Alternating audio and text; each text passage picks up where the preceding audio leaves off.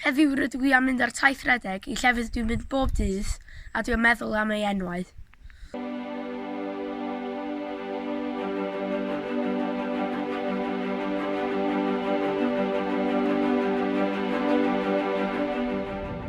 Dwi am gofyn wrth y ffarmwr am be mae enw ei ffarm yn meddwl. Mae'r enw mynd yn ôl i 1500 o beth. Hafod Lloydon oedd estalwm. Ond oedden nhw'n medru sgwennu'n iawn.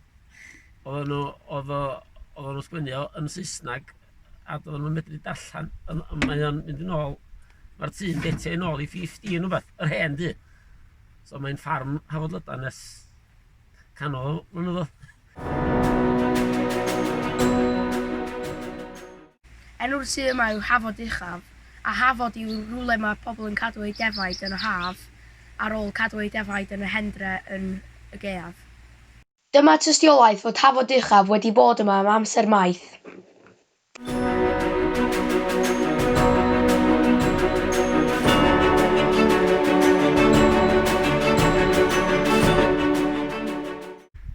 Dyma Llyn Dwythwch a dwi wedi gofyn wrth Joe, ffarmwr lawr yma, be mae Llyn Dwythwch yn meddwl.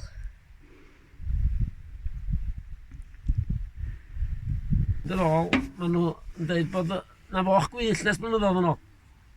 Na cwm deithwch di enw'r cwm i gyd fyd. A bod nhw'n dweud cwm daeth yr hwch maen nhw'n ddod. Dyma'r afon Arddu, mae'n dod o dan clogwyn di'r Arddu sy'n meddwl fel yn Saesneg mae'n meddwl Black Gloomy Cliff.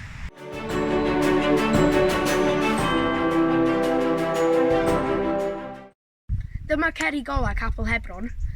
Mae Hebron yn lle yn Palestine, a oedd y capel yma i pobl oedd yn byw yma ar y mynydd o dan clogwyn di'r Arddu.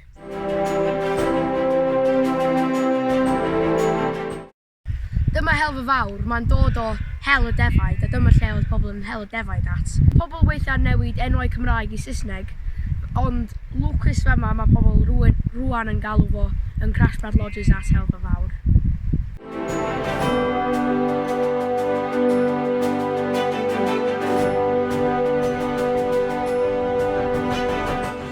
Yn yr haf mae miloedd o pobl yn mynd i fyny'r llwybr yno.